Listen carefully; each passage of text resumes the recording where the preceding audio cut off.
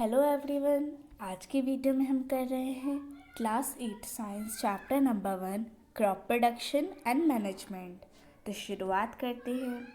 इस चैप्टर में हम पढ़ेंगे कि किस तरह से फसल उगाई जाती है, किस तरह से उसे स्टोर किया जाता है, ये सब करने में किन किन प्रैक्टिसेस की ज़रूरत पड़ती है और इस तरह से बहुत सारे इंटरेस्टिंग टॉपिक्स को हम पढ़ेंगे। तो वीडियो बिल्कुल भी स्किप मत कीजिएगा क्योंकि ये चैप्टर बहुत ही ज़्यादा इम्पॉर्टेंट है। It is your first chapter और अभी अभी आप क्लास 8 में आए हैं। तो आपने एक वीडियो मैंने बनाई थी क्लास 8 साइंस इंट्रोडक्शन। अगर आपने वो देखा होगा तो आपको पता होगा कि ये जो आपका चैप्टर है वो आपके बायोलॉजी में आता है और in the sense of life ये आपके लिए बहुत ज़्यादा इम्पोर्टेंट है। अगर आप गांव से बिलोंग करते हैं तो इसमें से ज़्यादा पार्ट जो है वो आपको पता होगा, मुझे ज़्यादा बताने की ज़रूरत नहीं पड़ेगी। फिर भी अगर आप शहर से बिलोंग करते हैं तो भी अगर आप इस चैप्टर को ध्यान से पढ़ेंगे तो ये आपकी पूरी लाइफ में बहुत काम आएगा। तो शुरुआत करते हैं। Paheli and Boojho went to their uncle's house during the summer vacation. यानी पहेली और बूझो जो थे वो अपने अंकल के घर गए समर वेकेशन के दौरान। उनके जो अंकल थे वो फार्मर थे। तो फार्मर के पास बेसिकली कौन कौन से टूल्स होते हैं? खुरपी होता है, सिकल होता है, सॉवल होता है, प्लॉ होता है। जो एग्रीकल्चरल टूल्स होते हैं वही आमतौर पे एक फार्मर के पास होता है। तो वहाँ पे उन्होंने ये सारे टूल्स देखे। So Boojho wants to know where and how we use the tools. यानी ये टूल्स तो उन्होंने देख लिए पर बूझो जानना चाहता है कि इन टूल्स का इस्तेमाल कैसे किया जाता है और कहाँ किया जाता है। तो आपने क्लास 6 और 7 में तो पढ़ लिया है कि सारे जो ऑर्गेनिजम्स हैं उन्हें खाना चाहिए। प्लांट्स जो है वो अपना खुद से खाना बना लेते हैं by the process of photosynthesis. पर हम जो एनिमल्स हैं, हम जो ह्यूमन बीइंग्स हैं, वो सब अपना खाना खुद से नहीं बना सकते। तो हम खाना कहाँ से लेते हैं? नॉर्मल सी बात है, प्लांट से लेते हैं। You already know that energy from the food is utilized by organisms for carrying out their various body functions. अब खाना तो हमने ले लिया, इससे एनर्जी यूटिलाइज होगी और फिर एनर्जी से हम बहुत सारे बॉडी फंक्शंस करते हैं जैसे कि डाइजेशन, रेस्पिरेशन, एक्सक्रीशन। तो इस तरह हमारी बॉडी में जो भी प्रोसेसेस होती हैं उन सब के लिए एनर्जी की ज़रूरत है और ये एनर्जी हमें मिलती है फूड से। अब ये जो खाना है वो हमें प्लांट से भी मिल सकता है और एनिमल से भी। अब जैसे प्लांट फूड में आ जाएगा हमारे सीरियल्स, व्हीट, राइस, ये सब। और एनिमल प्रोडक्ट्स में क्या आ जाएगा? कॉटेज पनीर, मिल्क, कर्ड, ये सारी चीज़ें जो हैं वो एनिमल प्रोडक्ट हैं। तो हमें अपना खाना एनिमल से भी मिलता है और प्लांट से भी मिलता है। यानी हम खुद से नहीं बनाते, हम पूरी तरह से दूसरों पे अपने भोजन के लिए निर्भर हैं। ठीक है। Now Boojho is asking something. Since we all need food, how can we provide food to a large number of people in our country? क्या आपको पता है कि हमारे भारत देश की पॉपुलेशन कितनी है? पता है आपको? 135 करोड़। तो अब इन 135 करोड़ में से सभी लोगों को खाने की ज़रूरत है। ऐसा तो नहीं कि 10 करोड़ बिना खाए भी रह सकते हैं, सबको खाने की ज़रूरत है। तो इन सब की डिमांड्स कैसी पूरी की जाती है? कैसे इतने सारे लोगों को खाना मिलता है? तो फिर पहेली ने बड़ी ही वाइजली और स्मार्टली जवाब दिया है। सिंपल सा तरीका है, फूड को अगर हम लार्ज स्केल पे प्रोड्यूस करेंगे तो सबकी नीड्स फुलफिल हो जाएंगी। In order to provide food for a large population, अगर हमें बहुत बड़े पॉपुलेशन को खाना प्रोवाइड करना है उसके लिए क्या क्या ज़रूरी है? हम रेगुलर प्रोडक्शन करते रहें, जो हमने प्रोड्यूस किया है उसका प्रॉपर मैनेजमेंट करें और साथ ही साथ प्रॉपर डिस्ट्रीब्यूशन भी ज़रूरी है। किसको कितना देना है, कैसे देना है, ये सब चीज़ें। तो सबसे पहले हमें दिया है एग्रीकल्चरल प्रैक्टिसेस टिल 10,000 BC। यानी इस टाइम तक ज़्यादातर लोग जो थे वो नोमैडिक थे, यानी एक जगह से दूसरी जगह घूमते रहते थे खाने और शेल्टर की खोज में। उस वक्त वो क्या खाते थे? कच्चे फ्रूट्स और वेजिटेबल्स, और या तो एनिमल्स की हंटिंग करते थे। ठीक है। इसीलिए अब मतलब एक जगह पे रहते हैं, वहाँ के जब सारे फ्रूट्स एंड वेजिटेबल्स ख़त्म हो जाते थे तो वो दूसरी जगह पे जाते थे। यानी कोई भी उनका परमानेंट ठिकाना नहीं था, टेम्पररी वो नोमैडिक मैन थे, इसलिए इधर से उधर, उधर से इधर करते रहते थे। पर जब उन्होंने कल्टीवेशन शुरू की और पहली बार राइस प्रोड्यूस किया वीट प्रोड्यूस किया और बाकी सारे क्रॉप्स प्रोड्यूस किए, तब उन्हें एहसास हुआ कि अब हम यहाँ पे प्रोडक्शन कर रहे हैं तो हमें इनका ख्याल भी रखना पड़ेगा। इसीलिए हमें किसी ना किसी जगह पे पर्टिकुलर प्लेस पे परमानेंटली सेटल होना पड़ेगा, और तभी वो सेटल भी हुए। और उसी तरीके से एग्रीकल्चर का शुरुआत हुई। किस तरह से? यही सबसे पहले लैंड कल्टीवेट किया, राइस प्रोड्यूस किया, ये सब के प्रोडक्शन से ही एग्रीकल्चर की शुरुआत हुई। Now let's read further. When plants of the same kind are cultivated at one place on a large scale, जब एक तरह के प्लांट एक बड़े से स्केल पे प्रोड्यूस किए जाते हैं तो उसे क्या कहा जाता है? Crop. For example, crop of wheat means that all the plants grown in a field are that of wheat. अगर हम बोल रहे हैं कि क्रॉप ऑफ wheat, यानी उस खेत में जितने भी प्लांट्स हैं वो सब किसके हैं? वीट के। तो क्रॉप का मतलब बेसिकली क्या हुआ? जब हम सेम काइंड के प्लांट्स को बहुत ही बड़े स्केल पे कल्टीवेट करते हैं किसी भी पर्टिकुलर प्लेस पे, तो उसे कहा जाता है क्रॉप। जैसे वीट क्रॉप है तो सारे प्लांट्स वीट के, राइस का क्रॉप है तो सारे प्लांट्स राइस के, बाजरा का है तो सारे प्लांट्स राइस के। तो कुछ इसी तरह का कॉन्सेप्ट होता है क्रॉप का। You already know that crops are of different type. आप जानते हैं कि क्रॉप जो है वो अलग अलग तरीके होते हैं। सीरियल्स अलग होते हैं, वेजिटेबल्स अलग होते हैं, फ्रूट्स अलग होते हैं। तो अब वो किस सीज़न में ग्रो कर रहे हैं? रेनी सीज़न में ग्रो कर रहे हैं, विंटर सीज़न में ग्रो कर रहे हैं, इस बेसिस पे हम उनका क्लासिफिकेशन कर सकते हैं। We all know that India is a vast country. हम सभी जानते हैं कि भारत जो है बहुत बड़ा देश है। यहाँ पे इसी वजह से जो क्लाइमेटिक कंडीशंस है, जैसे कि टेम्परेचर, ह्यूमिडिटी, रेनफॉल, ये सब अलग अलग जगह पे अलग अलग है। जैसे जम्मू कश्मीर की बात करें, नॉर्थन मोस्ट पॉइंट की बात करें, वहाँ पे टेम्परेचर बहुत कम होता है। कोस्टल एरियाज़ की बात करें तो वहाँ पे टेम्परेचर भी ज़्यादा होता है, ह्यूमिडिटी भी ज़्यादा होती है। अगर हम मेघालय नॉर्थ ईस्ट साइड में चले गए तो उधर ह्यूमिडिटी और रेनफॉल काफ़ी ज़्यादा होती है। तो इसी तरह से हर प्लेस जो है वो एक दूसरे से बहुत सारे टर्म्स में वैरी करता है। So there is a rich variety of crops grown in different parts of the country. अब सीज़न अलग हैं, क्लाइमेटिक कंडीशंस अलग हैं, तो फिर जो क्रॉप ग्रोन होंगे वो भी तो अलग होंगे। फिर भी इतनी सारी डाइवर्सिटी के बाद में हमारी जो क्रॉपिंग पैटर्न्स है वो आइडेंटिफाइड हैं। दो तरह के क्रॉपिंग पैटर्न्स होता है। पहला होता है खरीफ क्रॉप और दूसरा होता है राबी क्रॉप। तो सबसे पहले देखते हैं खरीफ क्रॉप क्या होता है। The crops which are shown in the rainy season, यानी वो फसल जो कि बारिश के मौसम में उगाई जाती है उसे क्या कहा जाता है? खरीफ क्रॉप्स। यानी जनरली जून से सितंबर के टाइम में ये उगाए जाते हैं। अब एग्जाम्पल में आप लिख सकते हैं पैडी, मेज़, सोयाबीन, ग्राउंडनट, ये सब क्या है? खरीफ क्रॉप्स। क्यों? क्योंकि बारिश के मौसम में उगते हैं। फिर है राबी क्रॉप्स।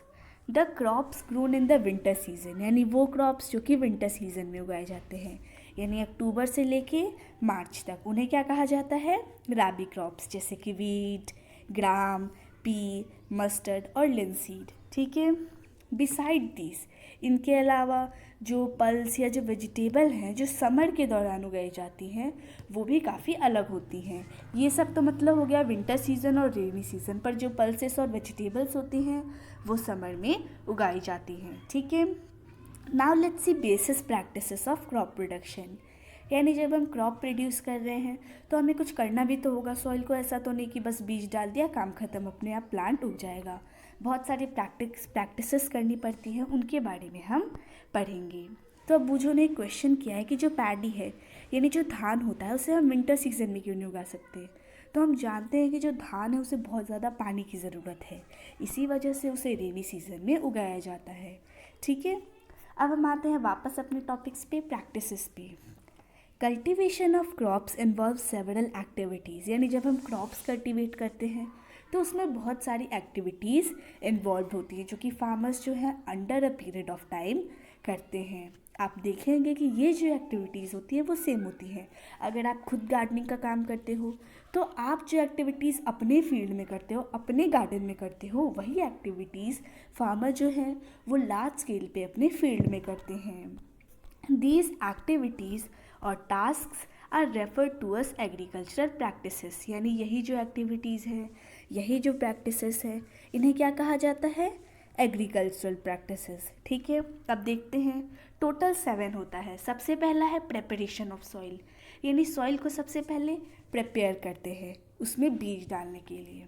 फिर उसमें बीज डालते हैं, फिर उसमें खाद और फर्टिलाइजर्स डालते हैं, फिर उसको इरिगेट करते हैं, फिर वीड से प्रोटेक्शन करते हैं, हार्वेस्टिंग यानी जब वो पक जाता है तो उसे काटते हैं, स्टोरेज यानी सारी प्रोसेसेस होने के बाद किस तरह से उसे स्टोर करना है वो होता है हमारा स्टोरेज। सबसे पहले देखते हैं प्रिपरेशन ऑफ सॉइल, यानी किस तरह से सॉइल को प्रिपेयर किया जाता है। So this is our first step. Crop को उगाने से पहले हमारा जो पहला स्टेप है वो क्या है? Preparation of soil. सबसे इम्पोर्टेंट टास्क में से एक होता है। क्या करते हैं हम इसमें सॉइल को टर्न करते हैं और लूजन करते हैं। बार बार ग्रो करने से सॉइल जो है वो थोड़ी सी टाइट हो जाती है, तो उस टाइट सॉइल को लूज़ करते हैं बाय दिस प्रोसेस। इससे क्या होता है? लूज़ करने से कर रहे हैं तो कोई ना कोई फ़ायदा होगा।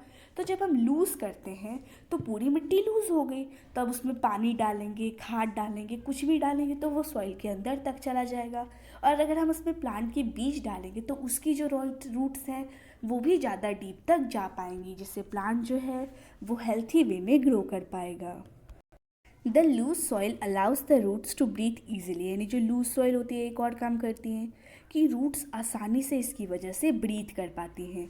अब मतलब सॉइल के अंदर अंदर जा रही है तो हम जानते हैं ऊपर लेयर जो होती है उसमें ऑक्सीजन ज़्यादा होता है, ज़्यादा एयर अवेलेबल होती है, पर जितना नीचे जाएंगी उतना तो यह एयर कम होती जाएगी। तो इसी को बचाने के लिए ऐसा करते हैं।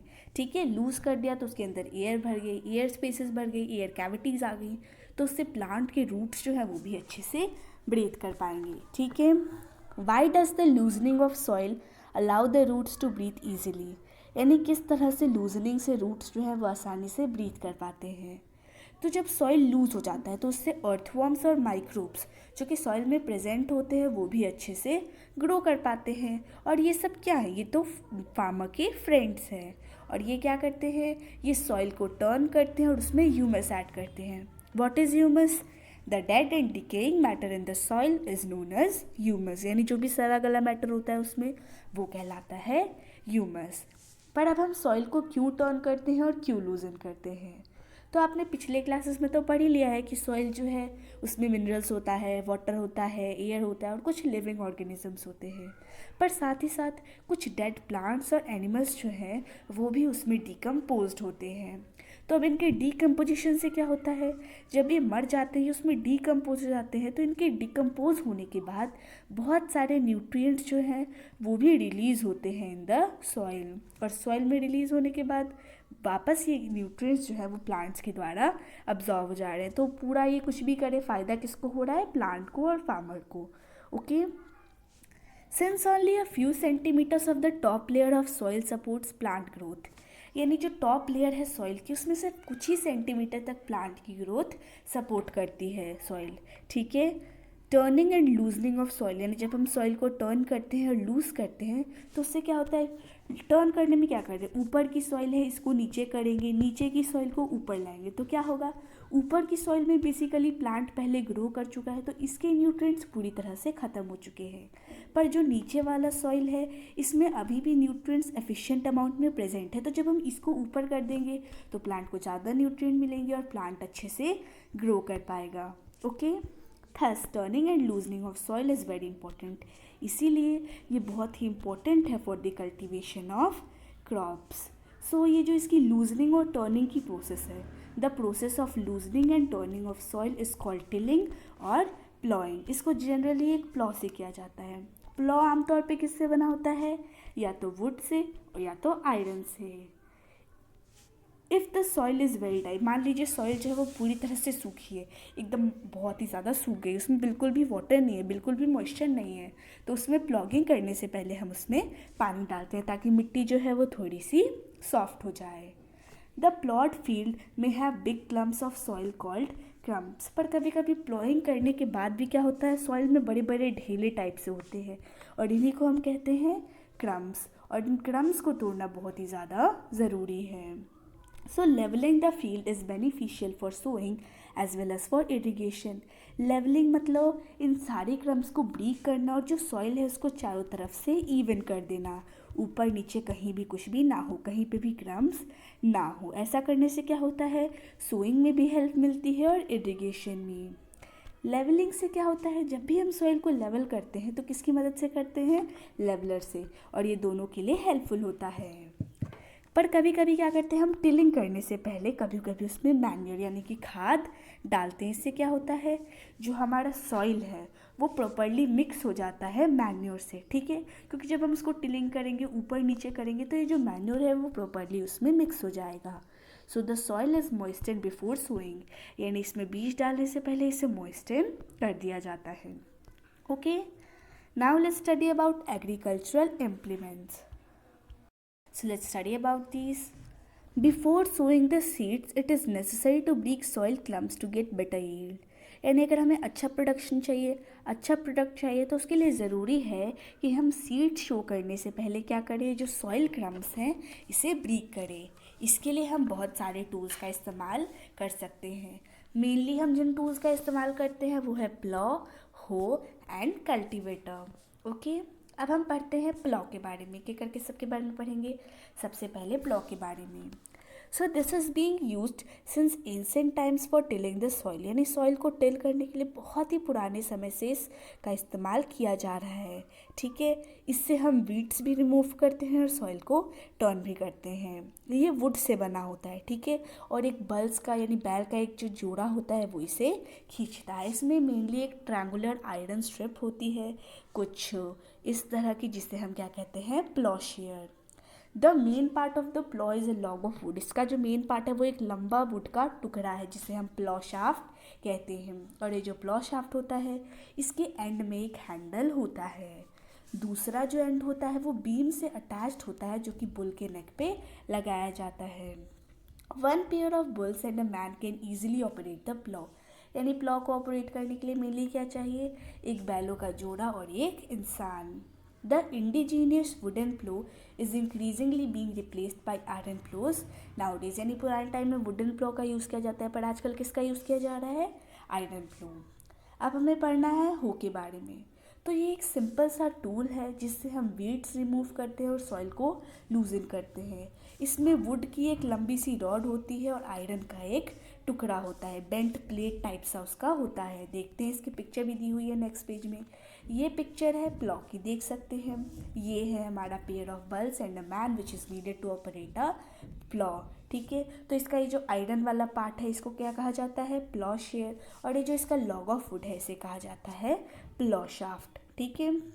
ये पिक्चर आपको हो की दिख रही है, इसमें आप देख सकते हैं ये पार्ट है वुडन पार्ट और ये है आयरन की बेंट प्लेट। इसको जो है एनिमल्स के द्वारा पुल कराया जाता है। फिर है cultivator. Now a days ploughing is done by tractor driven cultivator. तो आजकल प्लॉइंग किससे कराई जाती है, ट्रैक्टर से चलने वाले कल्टीवेटर से। इससे टाइम भी बचता है और लेबर भी बचता है। कुछ इस तरह का स्ट्रक्चर होता है कल्टीवेटर का। Now let's see about sowing. So sowing is an important part of crop production, यानी क्रॉप प्रोडक्शन का एक इम्पॉर्टेंट हिस्सा है।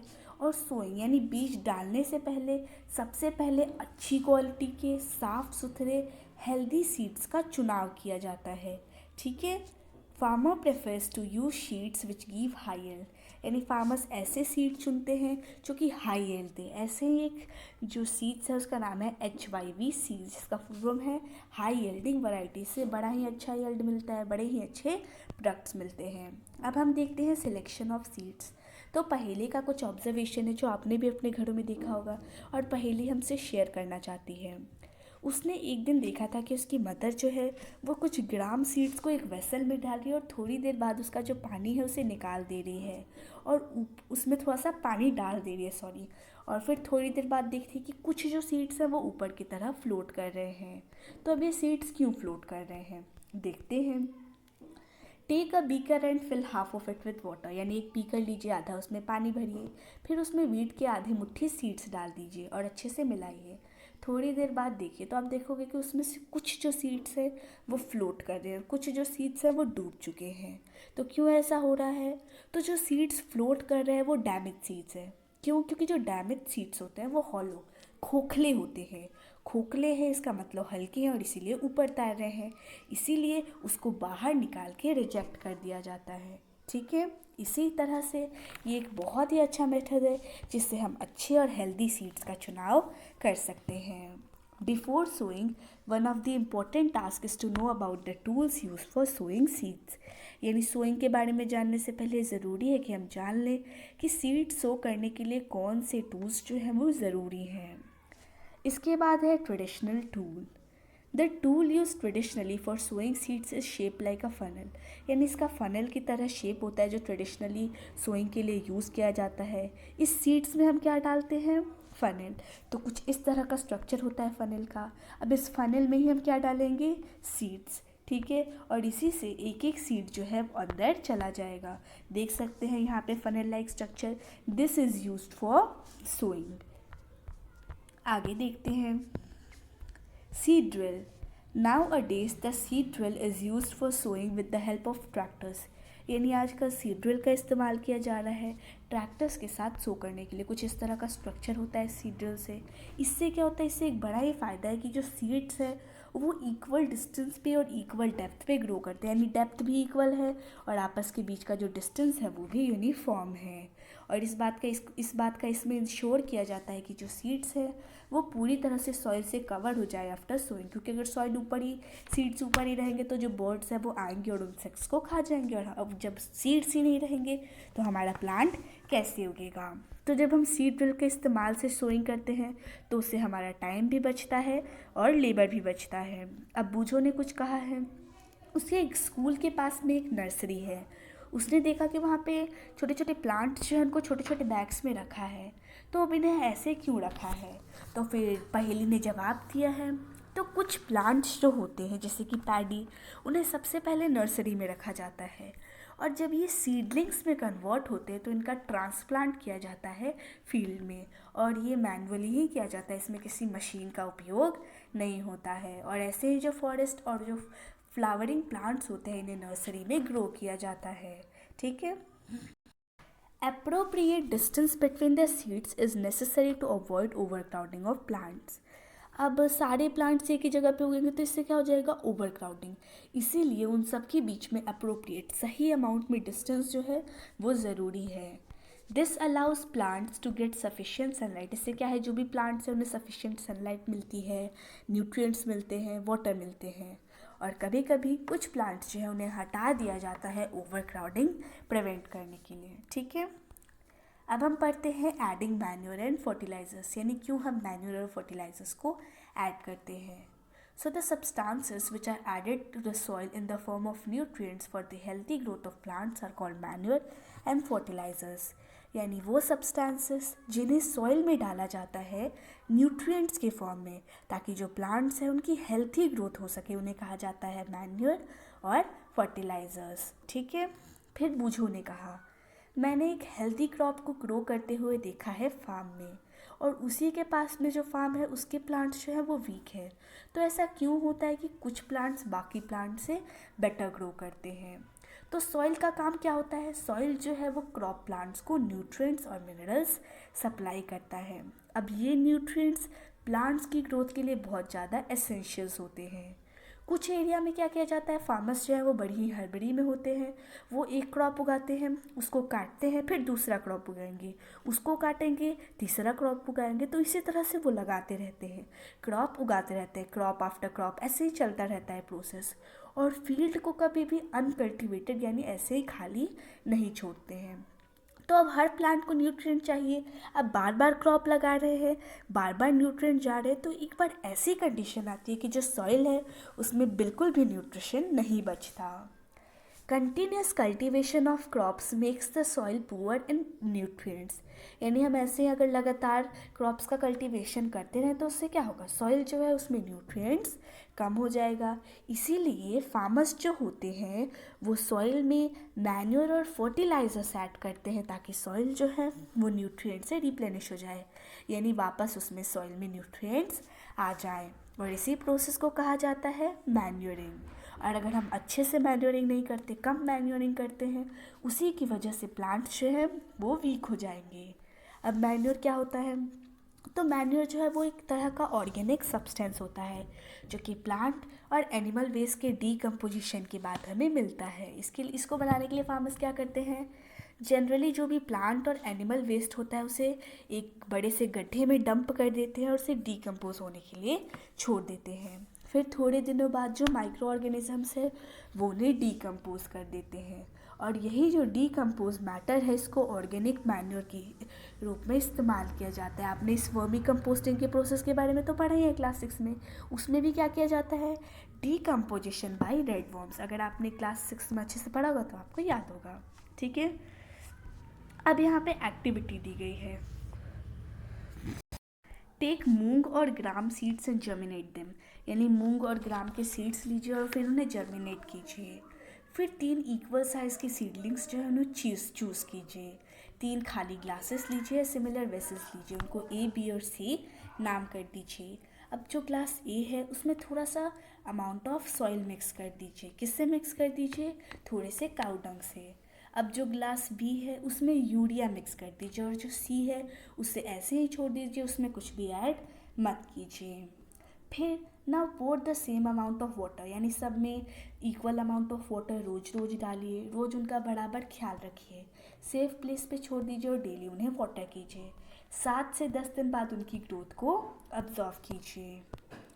तो क्या जो सारे प्लांट्स हैं उनकी ग्रोथ सेम है या किसी की ज़्यादा अच्छी है, किसी की ज़्यादा कमज़ोर है। तो आप देखोगे कि जो ए वाला है वो बेस्ट होगा क्योंकि उसमें आपने मैन्योर डाला है, बी वाला उससे थोड़ा कम होगा, और जो सी है वो बहुत ही ज़्यादा वीक होगा क्योंकि ना आपने उसमें मैन्योर डाले ना ही फर्टिलाइजर्स डाले, ठीक है।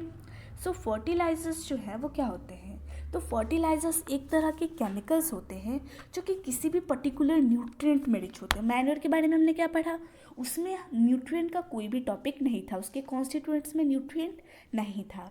पर जो फर्टिलाइज़र होते हैं वो किसी स्पेशल न्यूट्रिएंट के लिए होते हैं, जैसे नाइट्रोजन के लिए अलग, पोटाशियम के लिए अलग, हर के लिए अलग अलग फर्टिलाइज़र्स आते हैं, ठीक है।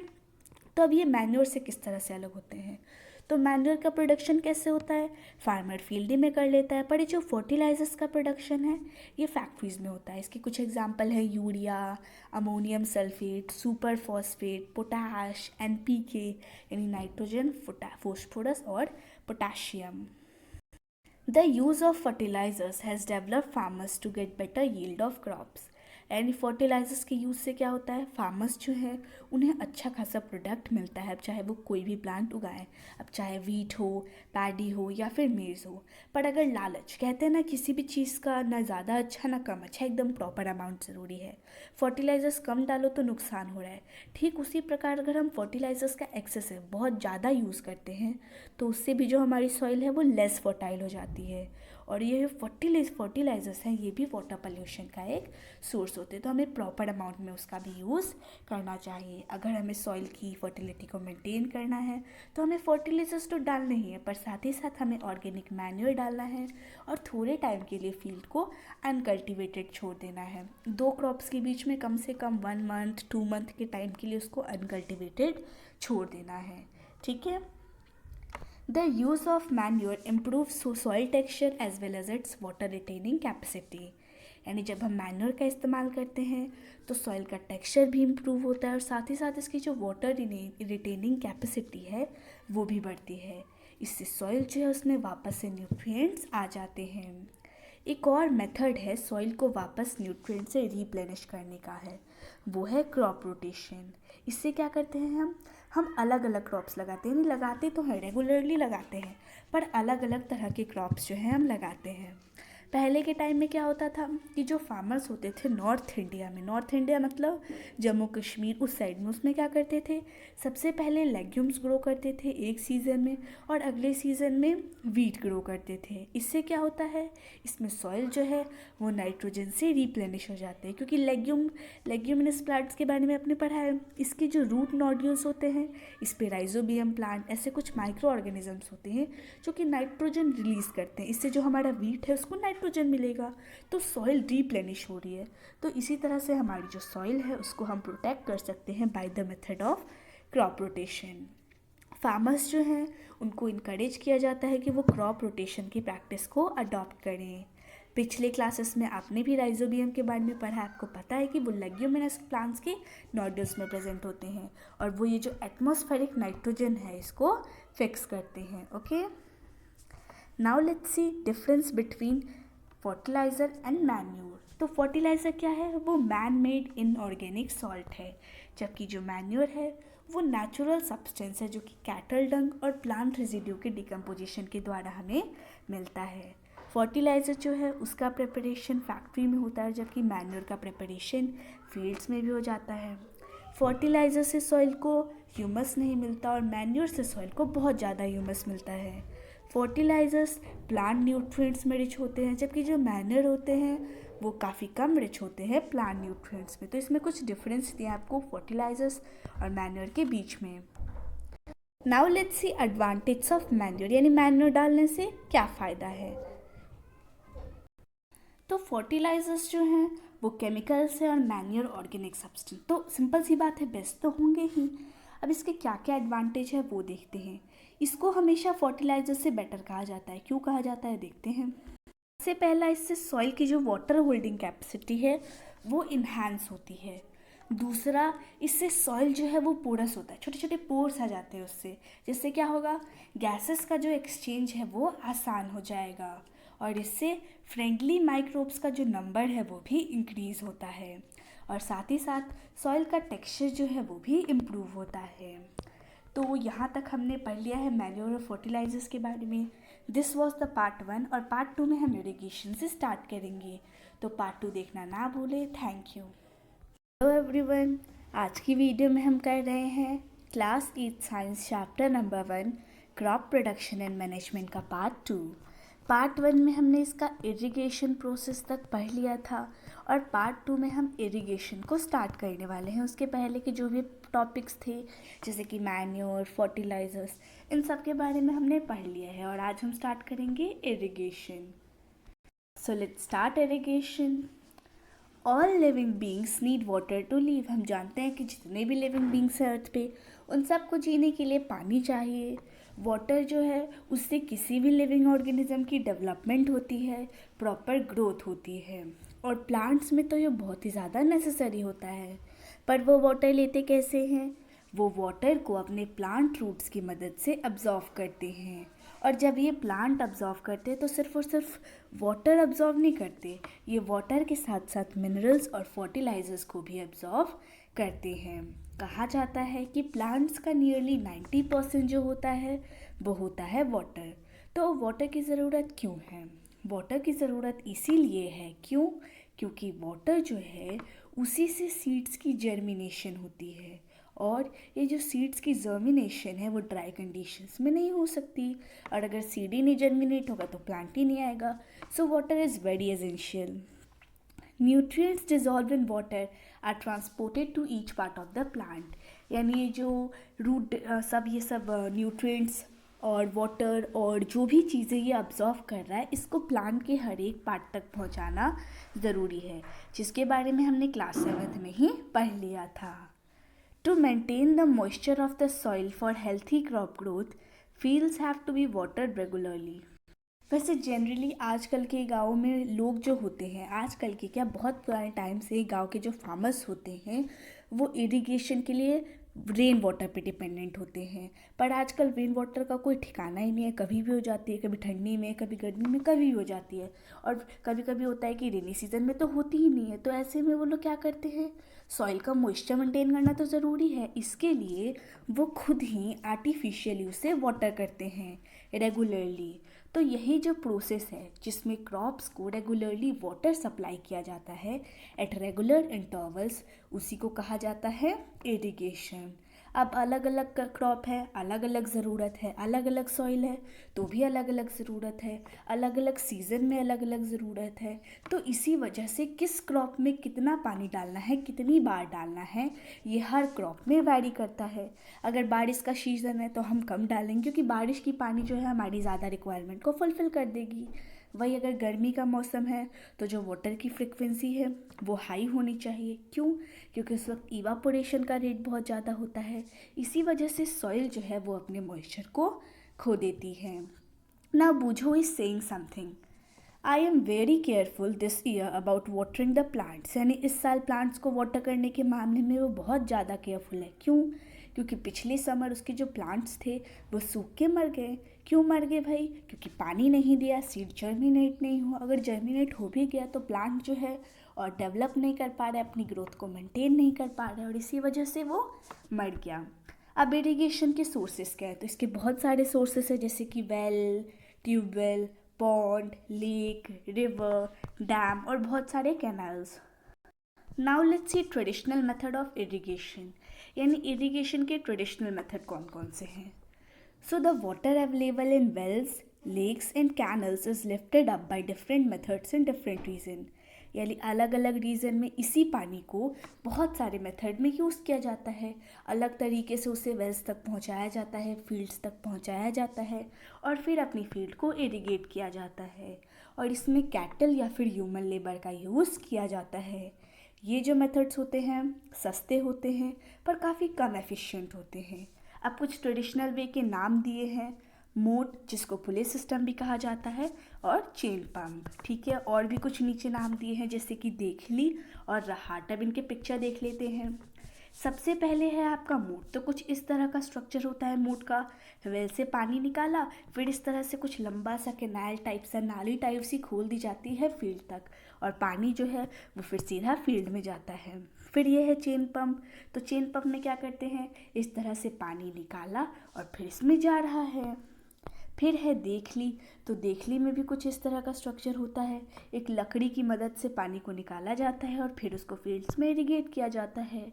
और रहाट में बलक का यूज़ किया जाता है जिसको लीवर सिस्टम भी कहा जाता है। Pumps are commonly used for lifting water, यानी पानी को आमतौर पे लिफ्ट करने के लिए पंप्स का इस्तेमाल किया जाता है। डीजल, बायोगैस, इलेक्ट्रिसिटी और सोलर एनर्जी, इन सब का इस्तेमाल किया जाता है इन पंप्स को चलाने के लिए। यानी पंप जो है पानी उठाएंगे और पंप को चलाने के लिए ये सारी चीज़ें हैं। अभी हमने देखे थे traditional methods and now we will see modern methods of irrigation. Modern methods of irrigation help us to use water economically, यानी इससे क्या होता है, पानी को हम इकोनॉमिकली यूज़ कर पाते हैं, ठीक है, अच्छे से। आजकल हम जानते हैं कि आज के वर्ल्ड में पानी की थोड़ी सी स्कार्सिटी है, तो उसको ध्यान में रखते हुए ये मॉडर्न मेथड्स का यूज़ किया जाता है। इसमें वाटर कंजर्वेशन जो है वो इसका मेन कॉन्सेप्ट और थीम होता है। इसके दो सिस्टम हमें दिए हुए हैं, एक है स्प्रिंकलर सिस्टम और दूसरा है ड्रिप सिस्टम। स्प्रिंकल करना मतलब क्या होता है, स्प्रिंकल करना मतलब छोटे छोटे ड्रॉप्स छींटना। तो कुछ इसी तरह का सिस्टम होता है ये sprinkler system. This system is more useful on the uneven line, यानी जो लैंड इवन नहीं है, बराबर नहीं है, वहाँ पे ज़्यादा यूज़फुल है। और ऐसे लैंड पे भी यूज़फुल है जहाँ पे सफिशिएंट वाटर अवेलेबल नहीं है। इसमें क्या करते हैं, परपेंडिकुलर पाइप होती है जिनके ऊपर में रोटेटिंग नोजल होता है, ठीक है। और ये जो रोटेटिंग नोजल है चारों तरफ घूमता है और रेगुलर इंटरवल्स पे हर जगह पानी पहुँचाता है।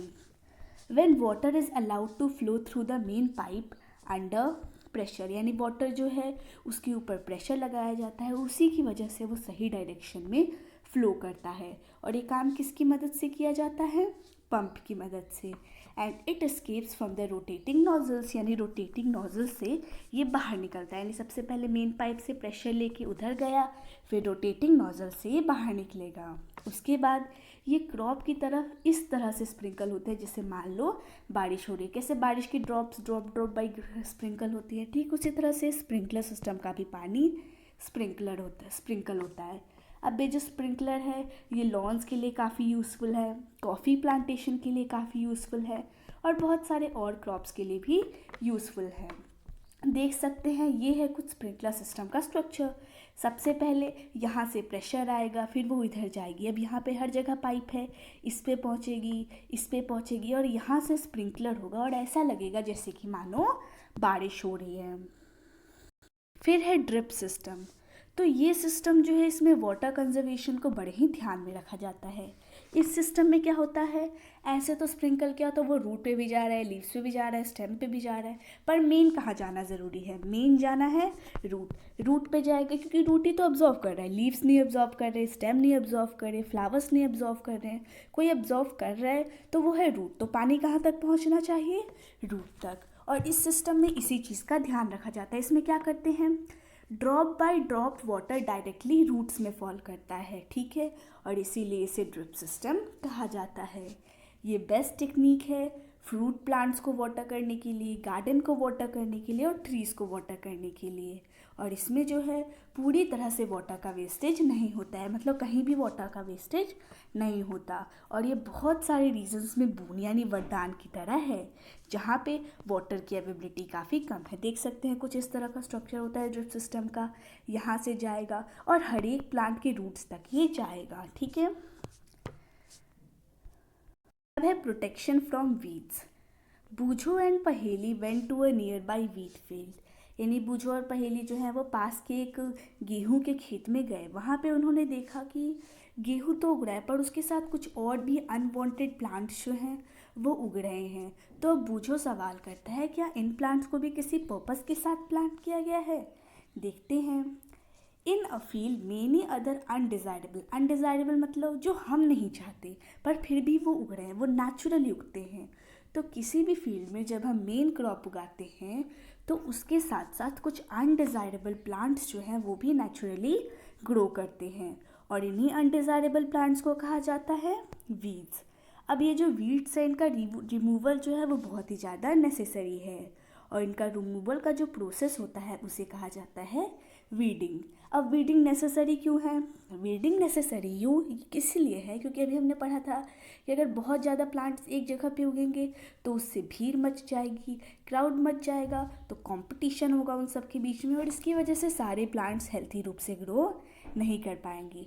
ठीक उसी तरह जब मेन क्रॉप प्लांट के साथ कुछ और अनवांटेड प्लांट होंगे तो वो भी तो उसके साथ फाइट करेंगे, उसके साथ कॉम्पीट करेंगे वाटर के लिए, न्यूट्रिएंट्स के लिए, स्पेस के लिए और लाइट के लिए, और इस सब से क्या होगा, उसकी जो ग्रोथ है उस पर इफ़ेक्ट पड़ेगा। Some weeds interfere even in harvesting and may be poisonous for animals and human beings. यानी कुछ वीड्स जो हैं वो इंटरफेयर करती हैं हार्वेस्टिंग के टाइम तक, यानी जब हम मेन क्रॉप पकने के बाद काट रहे हैं उस वक्त तक भी कुछ वीड्स जो हैं वो इंटरफेयर कर रहे हैं, और ऐसे जो वीड्स हो सकते हैं वो पॉइजनस है फॉर बोथ एनिमल्स के लिए भी और ह्यूमन बींग्स के लिए। एनिमल्स का तो काम ही ऐसे चढ़ना, तो अगर मान लो उन्होंने उसे चल लिया तो वो उनके हेल्थ के लिए बहुत ज़्यादा हार्मफुल हो सकता है। सो इसी वजह से फार्मर्स जो हैं वो बहुत सारे तरीक़ों से वीड्स को रिमूव करते हैं या फिर उनकी ग्रोथ को कंट्रोल करते हैं। Tilling before sowing of crops helps in uprooting and killing of weeds. यानी बीज डालने से पहले अगर हम एक बार उस पर टिलिंग कर देते हैं उससे भी वीड्स की अपरूटिंग हो जाती है, जड़ से वो उखड़ जाते हैं, जिससे क्या होता है विच में then dry up and get mix with the soil, मतलब फिर ये सूख जाते हैं और सॉइल के साथ मिक्स हो जाते हैं। अब इसके लिए बेस्ट टाइम कौन सा है, कहते हैं किसी भी चीज़ के लिए बेस्ट टाइम होता है, तो इसके रिमूवल के लिए भी एक बेस्ट टाइम है। बेस्ट टाइम तब है जब वो फ्लावर्स और सीड्स प्रोड्यूस करे उसके पहले, क्योंकि जब वो फ्लावर्स और सीड्स प्रोड्यूस कर लेते हैं उस वक्त तक इनकी स्ट्रेंथ जो है वो बहुत ज़्यादा हो जाती है, इसीलिए फ्लावर्स और सीड्स को प्रोड्यूस करने से पहले ही इनका रिमूवल कर देना चाहिए। अब दो तरीके हैं, एक है मैनुअल रिमूविंग और दूसरा या तो हम केमिकल डाल दें। मैनुअल रिमूवल कैसे होता है, मैनुअल रिमूवल में क्या करते हैं फिजिकली हम उन्हें हाथ से उखाड़ देते हैं, ठीक है, और इसके लिए हम खुरपी का इस्तेमाल करते हैं। A seed drill is also use to uproot weeds, यानी इन वीड्स को निकालने के लिए सीड ड्रिल का भी यूज़ किया जाता है। But this is quite difficult isn't it, it is. तो वैसे तो थोड़ा सा डिफ़िकल्ट है, तो एक और तरीका है हम सीधा केमिकल्स डाल दें और उससे हम उन्हें कंट्रोल कर सकते हैं। तो वीड्स को कंट्रोल करने के लिए जो केमिकल्स होते हैं उसे कहा जाता है वीडिसाइड्स। ठीक है, अब कुछ वीडिसाइड्स के नाम होते हैं जैसे 2,4-D, फिर है मेटाक्लोड, इस तरह के कुछ वीडिसाइड्स होते हैं जो कि इन वीड्स के ग्रोथ को कंट्रोल कर लेते हैं। इसके साथ क्या किया जाता है, इसको नॉर्मली जो है वो फील्ड में स्प्रे कर दिया जाता है और इससे वीड्स मर जाते हैं और इससे क्रॉप्स को भी कोई नुकसान नहीं पहुंचता। The weedicides are diluted with water, यानी जो वीडिसाइड्स है ये वाटर के साथ डाइल्यूटेड होते हैं to the extent required and spread in the fields with a sprayer, और फिर इसको फील्ड में स्प्रे कर दिया जाता है with the help of a sprayer. आगे देखते हैं, देख लीजिए कुछ इस तरह का स्ट्रक्चर होता है, किस तरह से वीड्स को स्प्रे कर दिया जाता है वीडिसाइड्स को। तो अब बूझो एक क्वेश्चन कर रहे हैं कि अगर कोई इंसान वीडिसाइड स्प्रेयर को हैंडल कर रहा है, वो वीडिंग मतलब इसको स्प्रे कर रहा है, तो क्या उसके लिए कोई नुकसान पहुंचेगा, कोई इफेक्ट होता है? तो हमने पहले ही पढ़ा था, क्या पढ़ा था, weedicides are spread during the vegetative growth of weeds before flowering and seed formation. यानी कब हम उसको स्प्रे करते हैं, उसके वेजिटेटिव ग्रोथ के पहले। फ्लावर और सीड उसके वेजिटेटिव पार्ट्स होते हैं, तो उनकी ग्रोथ के हम पहले ही उस पर स्प्रे कर देते हैं। तो जब वो वीडिसाइड्स को स्प्रे कर रहे हैं तो इससे फार्मर की हेल्थ पे भी असर पड़ सकता है, इसीलिए एडवाइस किया जाता है कि वो इन केमिकल्स का यूज़ बड़े ही ध्यान से करें। केमिकल्स का यूज़ करते वक्त अच्छे से अपनी नाक को कवर कर ले, मुंह को कवर कर ले एक कपड़े के पीस के साथ, ठीक है, या फिर वो मास्क का भी यूज़ कर सकते हैं। ठीक है, इसके बाद है harvesting. Harvesting of a crop is an important task, यानी क्रॉप की हार्वेस्टिंग करना जो है बड़ा ही ज़रूरी काम है। जब क्रॉप पक जाता है उसके बाद जब हम काटते हैं उस प्रोसेस को कहा जाता है हार्वेस्टिंग। ऐसा नहीं कि तुरंत उगाया, थोड़ी सी लेंथ दिखी, काट दिया, दैट इज़ रॉन्ग। हार्वेस्टिंग मतलब जब वो पक जाए तभी काटना है। ठीक है, in harvesting crops are pulled out और क्लोज टू द ग्राउंड, यानी क्या किया जाता है, या तो उसको ज़मीन से उखाड़ दिया जाता है या ज़मीन के पास के थोड़े से पोर्शन तक से उन्हें काट दिया जाता है। एक जो सीरियल क्रॉप होता है उसे पकने में 3 से 4 महीने लगते हैं। अब हमारे देश में जो हार्वेस्टिंग की जाती है, हमारे यहाँ जो हार्वेस्टिंग की जाती है वो मैन्युअली इंसान के द्वारा ही की जाती है, एक सिकल की मदद से। कुछ इस तरह का स्ट्रक्चर होता है सिकल का, या फिर एक मशीन के द्वारा जिसे हार्वेस्टर कहा जाता है। इन द हार्वेस्टेड क्रॉप, यानी जो हार्वेस्टेड क्रॉप है इसमें ग्रेन भी है और चाफ भी है। तो अब ग्रेन को चाफ से सेपरेट करने के लिए भी एक प्रोसेस होता है जिसे कहा जाता है थ्रेसिंग, और इसको करने के लिए एक अलग से मशीन होती है जिसे कहा जाता है कंबाइन, जो कि एक हार्वेस्टर भी है और थ्रेशर भी है। यानी इससे हार्वेस्टिंग भी हो जाएगी और ग्रेन और चाफ सेपरेट भी हो जाएंगे। कुछ इस तरह का स्ट्रक्चर होता है कंबाइन का। यहाँ से देखो जो है, यहाँ से क्या हो रही है, हार्वेस्टिंग, और यहाँ पे जब हम अपना रखेंगे चाफ और ग्रेन दोनों को, तो यहाँ से चाफ और ग्रेन सेपरेट होके निकलते हैं। After harvesting sometimes stubs are left in the field, यानी कभी कभी क्या होता है, हार्वेस्टिंग करने के बाद भी फील्ड में थोड़े थोड़े प्लांट ग्रोथ जो है बच जाती है। तो इनको हटाने के लिए क्या करते हैं फार्मर्स जो है वो इसे जला देते हैं। ऐसा सुन के पहेली जो है वो थोड़ी सी चिंतित है, क्योंकि जब जला रहे हैं तो उससे क्या हो रहा है, एयर पोल्यूशन, इससे ज़्यादा आग भी लग सकती है, क्रॉप्स डैमेज भी हो सकते हैं, ठीक है, और एयर पोल्यूशन भी होता है। Farmer with small holdings of land do the separation of grain and chaff by winnowing, यानी जो छोटे छोटे फार्मर्स होते हैं ये बड़ी बड़ी मशीन्स अफोर्ड नहीं कर सकते, वो ग्रेन और चाफ को किस मेथड से सेपरेट करते हैं, विनोइंग मेथड से, जिसके बारे में हमने क्लास 6 में पढ़ लिया है। एक और बार रिपीट कर लेते हैं। थोड़े से हाइट पे खड़े हो जाते हैं और एक सूप में डाल के उसे ऐसे ऐसे हिलाते हैं, फिर जो लाइटर मटेरियल है वो उड़ जाता है और जो हैवी मटेरियल यानी जो हमारा ग्रेन है वो नीचे की तरफ आ जाता है, और ये है हमारी winnowing machine. Okay, now let's C harvest festivals, यानी हार्वेस्ट के बाद, फसल के पक जाने के बाद, कटने के बाद कौन कौन से फेस्टिवल्स मनाते हैं उसके बारे में बताया गया है। 3 से 4 महीने की हार्ड मेहनत के बाद जो है हार्वेस्ट काटने का दिन आता है। बहुत ही अच्छा लगता है फार्मर्स को, क्योंकि जितनी उन्होंने मेहनत किया है उसका फल अब उन्हें मिलने जा रहा है। तो जब अच्छी हार्वेस्ट होती है, इसी वजह से हार्वेस्ट के बाद बहुत सारे फेस्टिवल्स होते हैं, जैसे कि पोंगल, बैसाखी, होली, दिवाली, नबन्या और बिहू, ये सब जो हैं अलग अलग स्टेट्स के हार्वेस्ट फेस्टिवल्स हैं। Now let's see our last process which is storage. जब हमने ये बना लिया है, काट लिया है, बस हमें उसे स्टोर करना है। तो ये जो स्टोरेज है वो सबसे इम्पोर्टेंट टास्क है, क्योंकि अगर हमने इसमें कोई गलती कर दी, गलती से भी कोई गलती इसमें कर दी है, तो उससे हमारी सारी प्रोसेस, सारी मेहनत will be become a waste. अगर उसे लंबे टाइम तक रखना है, मतलब जो आपने ग्रेन्स काट के रखे हैं, अगर उसको लंबे टाइम तक रखना है तो उसको मॉइस्चर से बचाना होता है, इंसेक्ट से बचाना होता है, रैट से बचाना होता है और माइक्रो ऑर्गेनिज्म से बचाना है।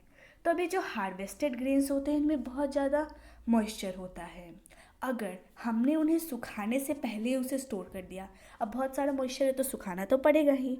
अगर हमने सुखाया नहीं और सीधा स्टोर कर दिया तो उससे क्या होगा, वो स्पॉइल हो जाएंगे या फिर ऑर्गेनिजम्स उस पर अटैक करके उसे डिकम्पोज कर देंगे, जिससे हम उसे बाद में यूज़ नहीं कर सकते।